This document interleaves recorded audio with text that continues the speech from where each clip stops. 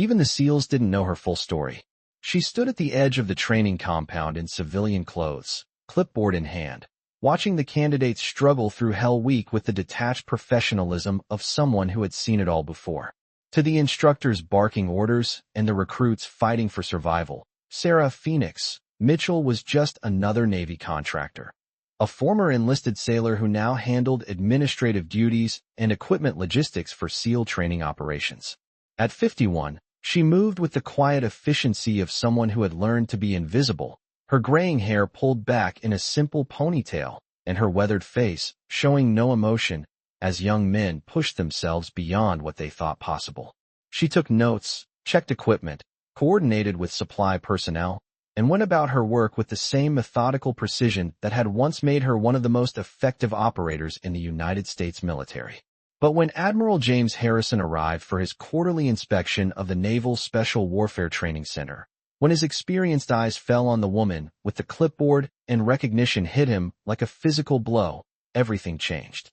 The three-star admiral stopped mid-stride, stared across the training yard with an expression of disbelief and growing respect, then did something that no one expected.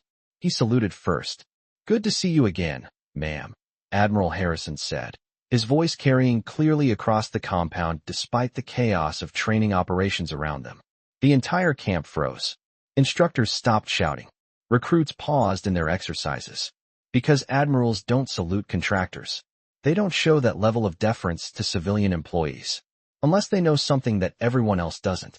Unless they recognize someone whose service record is so classified, so extraordinary, that even the SEALs training around her have no idea they're in the presence of a living legend. Welcome to the Silent Salute. Before we continue with this incredible story, tell us in the comments from which city in the world are you watching this video today. Your support means everything to us, and if you believe stories like this deserve to be heard, please hit that subscribe button. We're growing every day, and every single one of you makes that possible. Thank you for being part of our community. The Naval Special Warfare Training Center in Coronado, California, was where legends were born and dreams were shattered. Home to the infamous Basic Underwater Demolition/SEAL training program.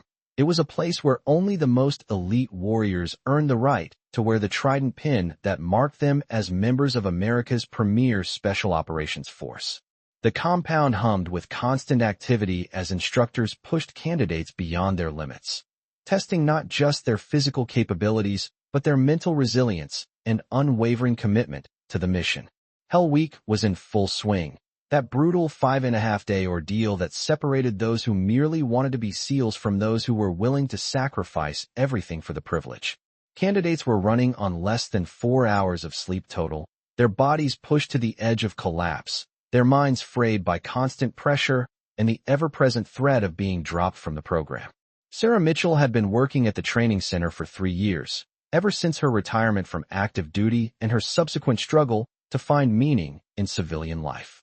To the instructors and candidates who saw her daily, she was part of the background, a reliable presence who ensured that equipment was maintained, supplies were delivered, and administrative requirements were met with military precision.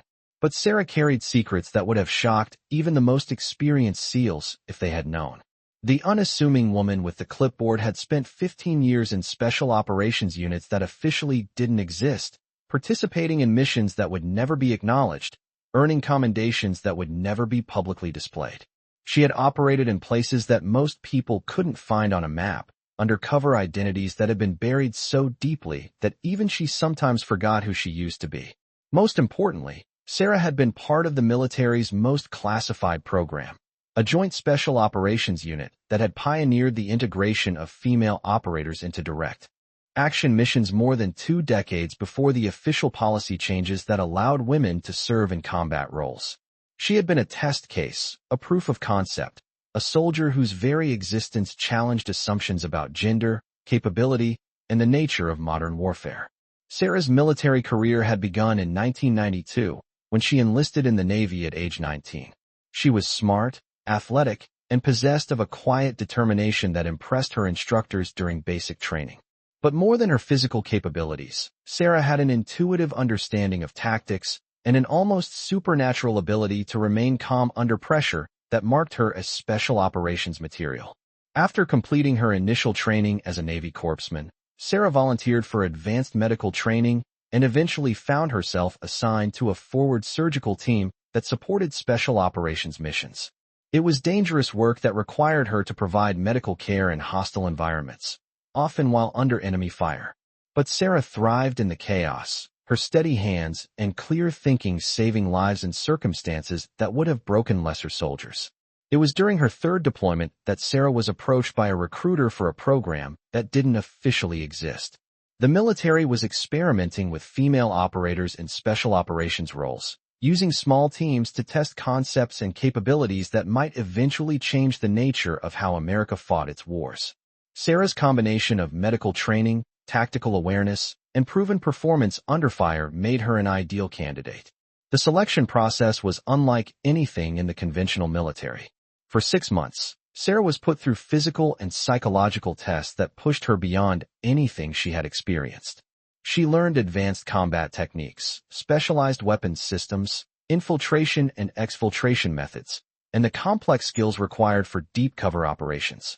More than half of the candidates dropped out during training, unable to meet the extraordinary demands of the program.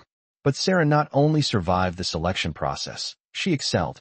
Her instructors noted her ability to think creatively under pressure, her skill at adapting to rapidly changing circumstances, and her talent for blending into civilian environments while maintaining operational readiness. By the time she graduated from the program, Sarah had been transformed from a Navy corpsman into something entirely new, a female special operations warrior capable of missions that no one else could perform. Her first assignment took her to the Balkans in 1996, where ethnic conflicts had created a complex operational environment that required delicate intelligence gathering and surgical strikes against high-value targets. Sarah operated under civilian cover, using her medical background to gain access to refugee camps and medical facilities where enemy commanders sought treatment for their families. Over the course of 18 months, Sarah identified and helped neutralize 3 separate terrorist cells that were planning attacks against American peacekeeping forces. Her work was so effective, so precisely executed, that most of the targets never realized they had been compromised until it was too late. She moved through the civilian population like a ghost, gathering intelligence and coordinating strikes while maintaining her cover as a humanitarian medical worker. The success of her Balkans deployment led to more assignments, each more complex and dangerous than the last. Sarah operated in Afghanistan before September 11th, helping to establish intelligence networks that would prove crucial in the early stages of the War on Terror. She spent time in Iraq during the lead-up to the 2003 invasion, conducting reconnaissance missions that provided critical information about enemy defensive positions and capabilities. But it was her work in a classified program known only as Operation Phoenix that truly established Sarah's reputation as one of the military's most effective operators. Between 2001 and 2007, she participated in more than 40 direct action missions against high-value targets throughout the Middle East and Central Asia. Operating alone or with small teams, Sarah helped capture or eliminate terrorists, weapons dealers, and enemy commanders whose removal significantly degraded hostile capabilities. The missions were so sensitive, so far outside normal military operations, that Sarah's very existence was classified at the highest levels. She operated under multiple cover identities, lived for months at a time in hostile territory, and developed sources and methods that provided intelligence crucial to national security. Her colleagues knew her only by her operational call sign, Phoenix, a name that reflected her ability to disappear and re-emerge in different forms as missions required. Admiral Harrison had been a captain then, serving as a liaison between Naval Special Warfare and the Joint Task Force that coordinated Phoenix operations. He had worked directly with Sarah on several missions, providing naval support for operations that required maritime insertion or extraction. He had seen her in action, watched her operate under conditions that would have defeated most male operators, and developed a profound respect for her capabilities and professionalism. But even Harrison didn't know the full extent of Sarah's service record. Much of her work remained classified, buried in files that required special access authorizations that few people possessed. The Phoenix program had been so successful, so effective at achieving its objectives, that its very existence was considered a national security asset that needed to be protected. Sarah's career came to an abrupt end in 2007 during a mission in eastern Afghanistan. She was providing medical support for a joint task force operation when their compound came under sustained attack by Taliban forces. For 14 hours, Sarah treated wounded operators while also providing sniper support from her position in the medical bunker. She saved the lives of 12 special operations personnel, while simultaneously eliminating 11 enemy combatants who threatened the evacuation helicopters. But the mission cost Sarah dearly. An RPG explosion near her position caused traumatic brain injury and shrapnel wounds that ended her operational career. She spent 8 months in military hospitals, undergoing surgery and rehabilitation that restored most of her physical capabilities, but left her with chronic pain and memory issues that made continued special operations service impossible. The military retired Sarah with full honors and a disability rating that reflected the sacrifices she had made in service to her country. But more than the physical injuries were the psychological challenges of transitioning from a life of purpose and mission focus to the seemingly mundane concerns of civilian existence. Sarah struggled with depression, anxiety, and a sense of lost identity that affected every aspect of her post-military life. For 3 years after her retirement, Sarah drifted from job to job, unable to find work that provided the sense of meaning and excitement that had defined her military career. She tried working as a civilian contractor for various government agencies, but the bureaucracy and politics frustrated her. She attempted to use her medical training in civilian hospitals, but found that she couldn't relate to patients whose problems seemed trivial compared to the life-and-death situations she had faced overseas. It was a chance encounter with a former SEAL instructor at a veteran support group that led Sarah to her current position at the Naval Special Warfare Training Center. The instructor, Master Chief Petty Officer Rodriguez, recognized something in Sarah's bearing and background that suggested she might be valuable in a training environment. "We need people who understand what it means to push beyond limits," Rodriguez had told her. "People who know what real pressure looks like, who can spot the candidates who have what it takes to succeed in special operations." The job wasn't glamorous, but it put Sarah back in an environment where she felt comfortable.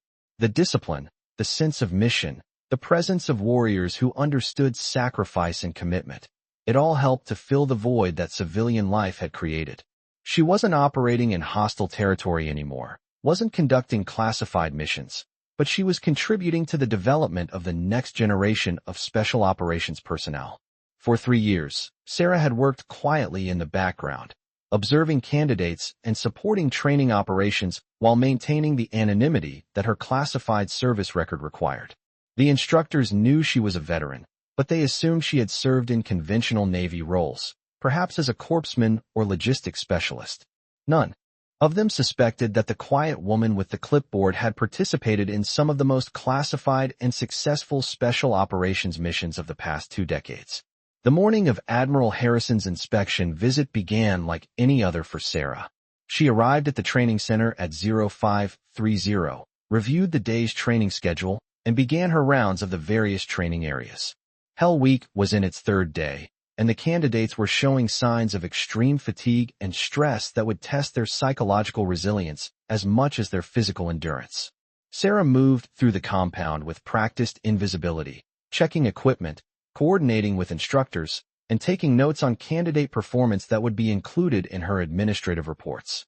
She had developed an eye for spotting the candidates who were likely to succeed, not necessarily the strongest or fastest, but those who demonstrated the mental toughness and team focus that were essential for special operations success. Admiral Harrison's inspection was routine, the kind of high-level visit that occurred quarterly to assess training effectiveness and resource requirements. Sarah had been briefed about the visit, but wasn't expected to interact with the Admiral directly. Her role was to continue her normal duties while staying out of the way of the official inspection party.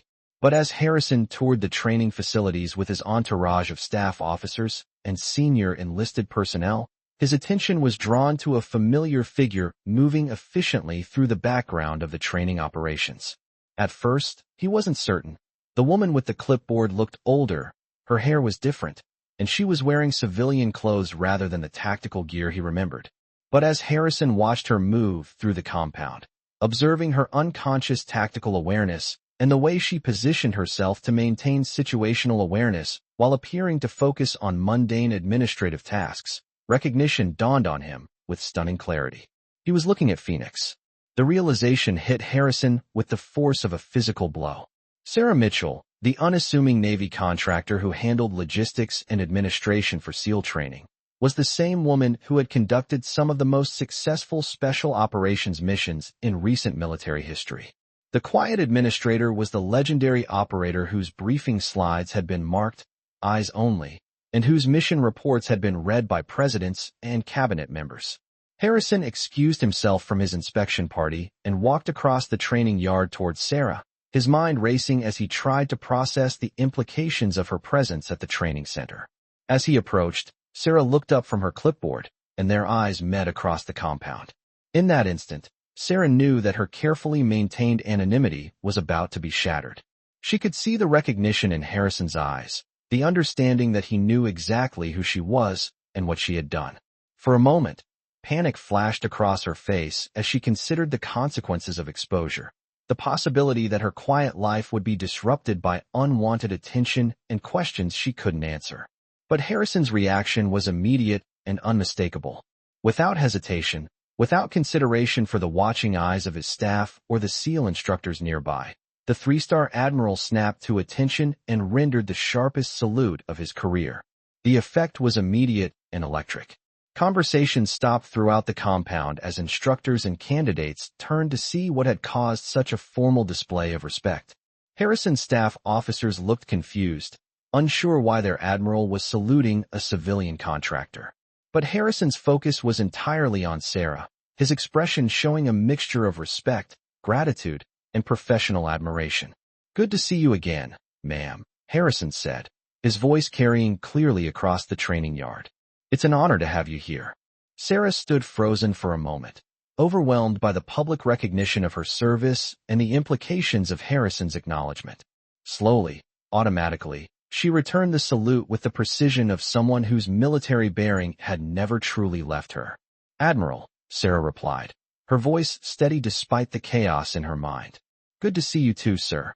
The simple exchange sent shockwaves through the assembled personnel. Master Chief Rodriguez, who had recruited Sarah for her current position, stared in disbelief as he began to understand that there was far more to his quiet administrator than he had ever imagined. The SEAL instructors exchanged glances of confusion and growing curiosity, recognizing that they were witnessing something significant but not understanding its full implications. Harrison stepped closer to Sarah, lowering his voice but still speaking loudly enough for nearby personnel to hear. "How long have you been working here?" 3 years, sir," Sarah replied, her military bearing becoming more pronounced as she fell back into the patterns of formal military interaction. "And these gentlemen don't know who you are?" Harrison asked, gesturing toward the gathering crowd of instructors and candidates. Sarah shook her head slightly. "My service record is classified, sir. They know I'm a veteran, but not the specifics of my background." Harrison nodded understandingly, then turned to address the assembled personnel. "Gentlemen, I want you to meet someone special. This is Sarah Mitchell, callsign Phoenix, formerly of Naval Special Warfare and Joint Special Operations Task Forces. For 15 years, she conducted some of the most classified and successful missions in recent military history." The revelation hit the crowd like a physical force. The SEAL instructors, men who prided themselves on their ability to recognize elite operators, stared at Sarah with new understanding and respect. The candidates, exhausted from Hell Week but still alert enough to process what they were hearing, looked at the quiet woman with the clipboard with expressions of awe and disbelief. Master Chief Rodriguez stepped forward, his voice filled with amazement. "Ma'am, you never said. We had no idea you were special operations." Sarah's smile was tired but genuine. "It wasn't relevant to my current duties, Master Chief. I'm here to support the training, not to relive old glories." But Harrison wasn't willing to let her deflect attention so easily. "Master Chief, what Ms. Mitchell isn't telling you is that she participated in more than 40 direct action missions against high-value targets. She operated alone in hostile territory for months at a time, gathering intelligence and conducting operations that significantly degraded enemy capabilities. He paused, letting the weight of his words sink in. She was wounded in action while providing medical support for a joint task force operation in Afghanistan. Spent 14 hours treating wounded operators while simultaneously providing sniper support against enemy forces. Saved 12 lives while eliminating 11 enemy combatants. The silence that followed was profound. Every person in the compound was processing the implications of what they had learned, trying to reconcile the quiet administrator they knew with the legendary operator Harrison was describing. Petty Officer First Class Jackson, one of the Hell Week candidates who had been struggling with the psychological pressure of training, stepped forward hesitantly. "Ma'am, if I may ask, what kept you going during the hard times?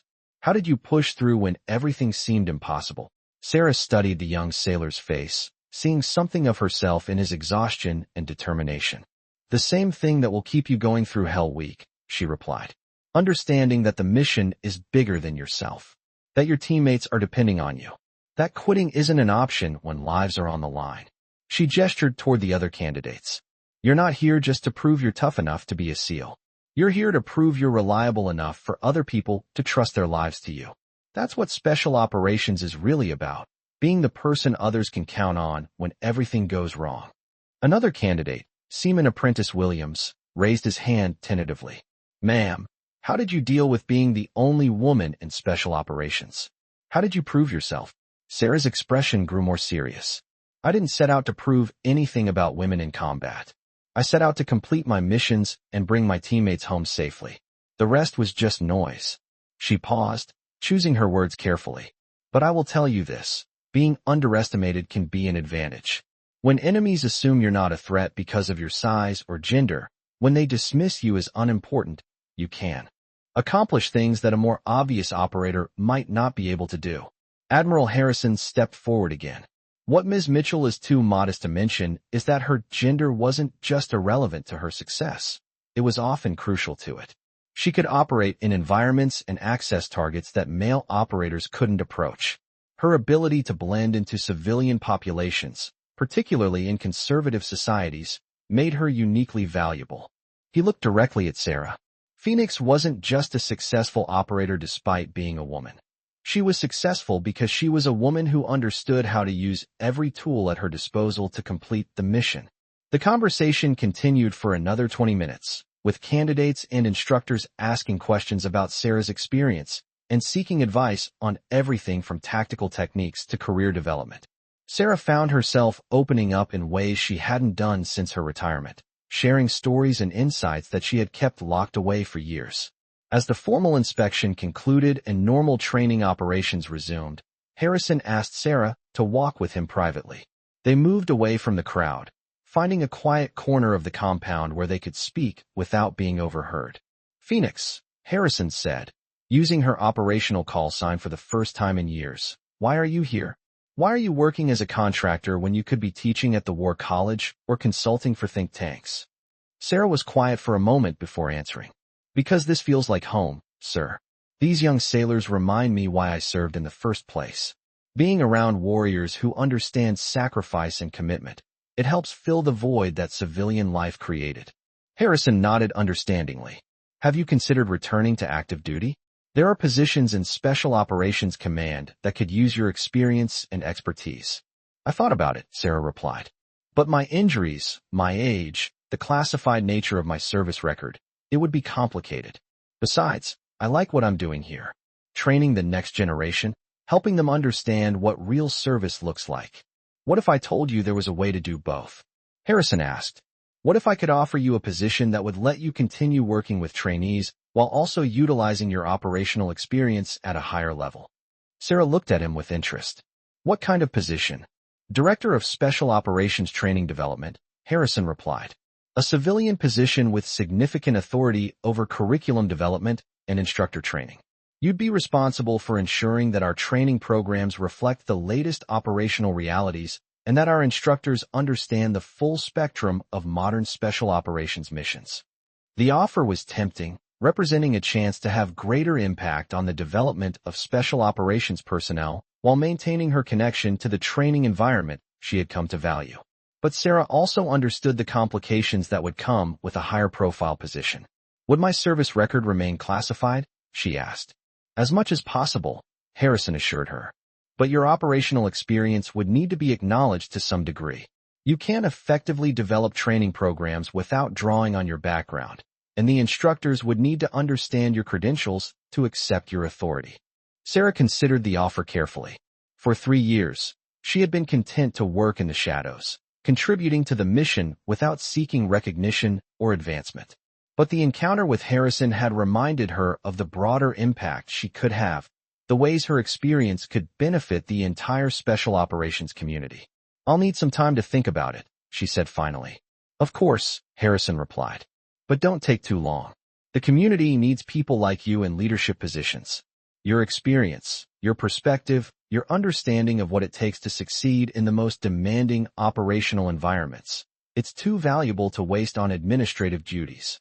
As Harrison departed and the training center returned to its normal rhythm, Sarah found herself surrounded by instructors and candidates who wanted to continue their conversations with her.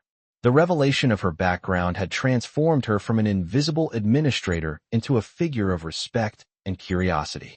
Master, Chief Rodriguez approached her with a mixture of embarrassment and admiration. Ma'am, I owe you an apology. I had no idea about your background when I recruited you for this position. If I had known, you would have treated me differently, Sarah finished for him. That's exactly why I didn't mention it, Master Chief. I wanted to be judged on my current performance, not my past accomplishments. Rodriguez nodded understandingly. But now that we know, how do we move forward? How do we utilize your experience more effectively? Sarah smiled. The same way we've been doing it. I observe, I take notes, I provide feedback when asked. The only difference is that now you know why my observations might be worth listening to. Over the following weeks, Sarah noticed subtle changes in how she was treated by the training staff. Instructors sought her input on training scenarios, asked her opinion on candidate performance, and included her in discussions about program development. The candidates, when they learned of her background, approached her with questions about tactics, mindset, and career development. But perhaps most importantly, Sarah found herself rediscovering the sense of purpose and mission that had defined her military career. She wasn't conducting classified operations anymore, wasn't operating in hostile territory, but she was contributing to the development of warriors who would carry on the mission she had once served. The job offer from Admiral Harrison remained on her mind as she watched new classes of candidates begin their training. She could see areas where the programs could be improved, ways that her experience could be applied to better prepare operators for the realities of modern warfare. The opportunity to have greater impact was appealing, but it would also mean giving up the anonymity that had protected her for years. 3 weeks after Harrison's visit, Sarah made her decision. She accepted the position as Director of Special Operations Training Development, understanding that it would mean revealing more of her background, but also recognizing the opportunity to influence the next generation of special operations personnel in meaningful ways. Her first day in her new role began with a briefing to the senior training staff about her background and vision for program development. As she stood before the assembled instructors, men who had spent their careers in special operations, but who were now learning that they had been working alongside a legend, Sarah felt the familiar mixture of nervousness and excitement that had accompanied her most important missions. Gentlemen, she began, her voice carrying the authority of someone who had earned the right to speak about special operations through personal experience. My name is Sarah Mitchell, callsign Phoenix. For the past 3 years, I've been watching your training operations and taking notes. Today, I'd like to share some observations about how we can better prepare our operators for the challenges they'll face downrange. Sometimes a legend walks among us without anyone knowing. Sometimes a warrior continues to serve long after the shooting stops, finding new ways to contribute to the mission and protect the next generation of fighters. Sometimes the quiet person in the background is the one with the most to offer, if we're wise enough to recognize their value and humble enough to learn from their experience. Sarah Phoenix Mitchell had spent 15 years conducting classified operations that protected American interests around the world. But her real legacy was being written in the training compounds of Coronado, where her experience and wisdom were shaping the warriors who would carry on the mission she had once served. The recognition from Admiral Harrison hadn't just revealed her identity. It had restored her sense of purpose and given her a new mission that was every bit as important as any classified operation she had conducted. She was still serving, still contributing, still making a difference in ways that would ripple through generations of special operations personnel. Sometimes the most important battles are fought not with weapons and tactics, but with knowledge and experience passed from one generation to the next. Sometimes the greatest victories are achieved not through individual heroism, but through the patient work of preparing others to succeed where we once served. This story was brought to you by the Silent Salute. Before we leave you today, here's our question. Have you ever known someone who served in ways that went unrecognized, who carried their heroism quietly while contributing to something larger than themselves? Someone who found new ways to serve after their original mission ended, who understood that true leadership means preparing others to succeed. Tell us in the comments about the quiet professionals in your life, the people who make a difference not through seeking attention, but through consistent service and the sharing of hard-earned wisdom. And if you think stories like this need to be heard, if you believe that the contributions of our veterans, especially those whose service remains classified, deserve to be acknowledged and honored, hit that subscribe button to support the channel. We'll see you in the next one, where we'll continue to share the stories of extraordinary people who remind us that heroism takes many forms, and that sometimes the most important battles are fought by those who remain forever in the shadows.